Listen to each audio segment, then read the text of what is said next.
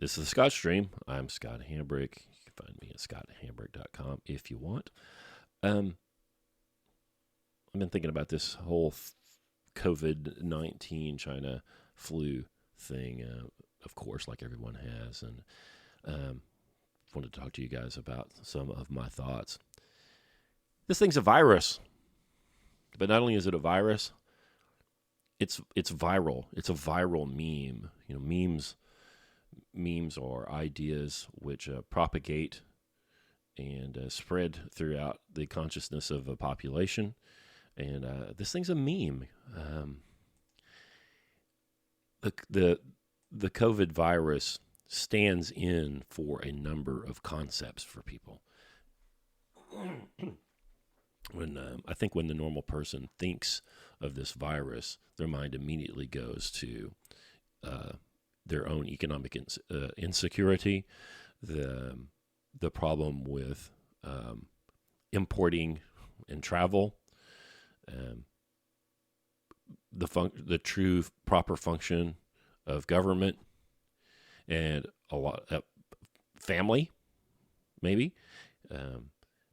So whenever anyone talks about this virus, it very quickly brings to the forefront of people's thought a bunch of things that are very important. And I'm very interested in watching how this thing proceeds as a meme, as a viral meme. I think it's a great opportunity for us on the right to help convince people of our stances. Aristotle, in his Rhetoric, says that most people can't be convinced by fact or logic or dialectic. They require rhetoric to be convinced, and this is the greatest rhetorical tool that people of my political persuasion have ever been given, and I hope that it's used as such. We've been yelling about free trade and open borders for 20 years. And everybody said that we were jerks, and this is actually a consequence of that. We've been yelling about debt at the government and at the personal level and predatory lending for, I don't know, I've been yelling about it since I was aware of it, and no one has done anything about it, and it's getting ready to come to a head. There are going to be enormous numbers of people that are dead and can't work, maybe. There are going to be enormous numbers of people that are laid off from their jobs because the demand in the business isn't there.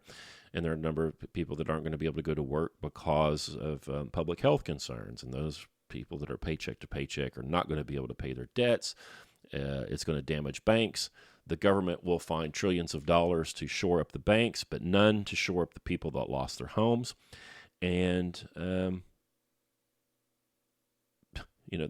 whole cycle is going to be pointed out. And we're going to be able to lay that bare here under the strain, no pun, that we're enduring with this pandemic scare. The experts at the government are clearly not. The Centers for Disease Control have mishandled this in almost every possible way. If this pandemic is not actually threatening, they have done precisely nothing to assure people that it isn't threatening and everything's okay. So if it's not a big deal, they have done nothing to protect American workers and citizens from the economic shocks that we've endured because of the thing. If it is a big deal, they've done almost nothing to keep it from being so. We're still receiving international travel. The Centers for Disease Control has done nothing, and the FDA has done nothing to make sure that we have enough pharmaceutical manufacturing capability in the United States to be able to procure medicine for our citizens. Over 80% of our pharmaceutical manufacturing capability, well, not ours, but over 80% of our pharmaceuticals come from China. This is colossally stupid. And the people in our government have done absolutely nothing to protect us. If we were to get into some sort of a conflict with China, we would have but a fraction of our medicines available to us that we have now. I don't think a conflict with China is likely, but what if there isn't a conflict, but what if China needs the medicine? There's some evidence that China already nationalized, check my math on this, guys, but there's evidence that China nationalized the 3M plant that was near Wuhan, and manufactured those high-level surgical masks. I have read that China took over that production there for their own use, and so we were not able to get those masks. Foreign actors have a long history of seizing business interests that are in their countries. Ask all the people who lost property in Cuba when Castro came to power. But again, our government in our country isn't a serious place, and they don't take these threats seriously. All the decision making that has been done over the last, I don't know, about 20 to 40 years, and maybe even prior to that, has been almost completely based on what's most productive in terms of output, and what does the GDP do? And there's a lot more at stake than this damn GDP. But again, this virus is a meme.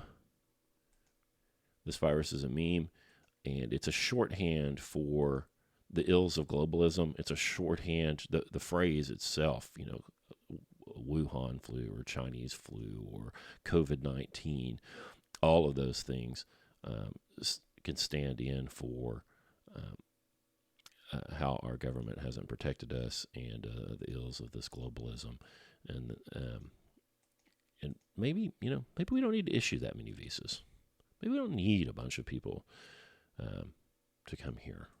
Maybe we don't need to buy our pharmaceuticals from a foreign actor. Maybe we should have the ability to provide all of our own pharmaceuticals. Maybe that would be a good idea. Maybe that would be a national security question.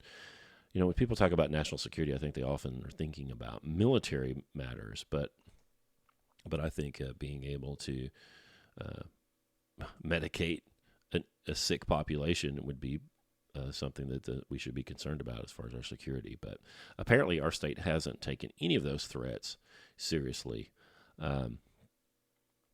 I've been yelling about all of this stuff for years and years and years. I just didn't record it on this podcast. And there's a little part of me that feels vindicated here. I don't feel good about it. I'm not smug about it, but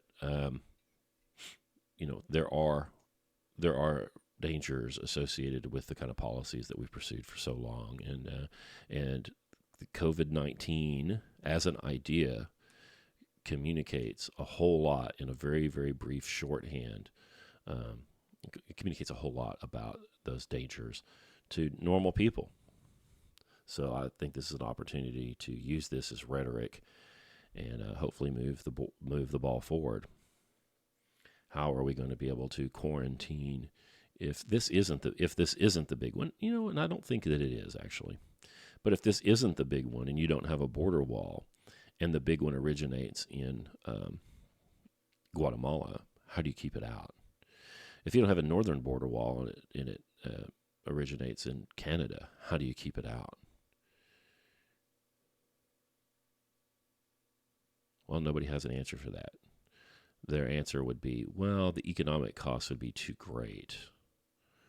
The prices of imports would be too high, and that would hurt the consumer. Well, that's not the only thing that matters, guys. Yeah, COVID, both kinds of virus.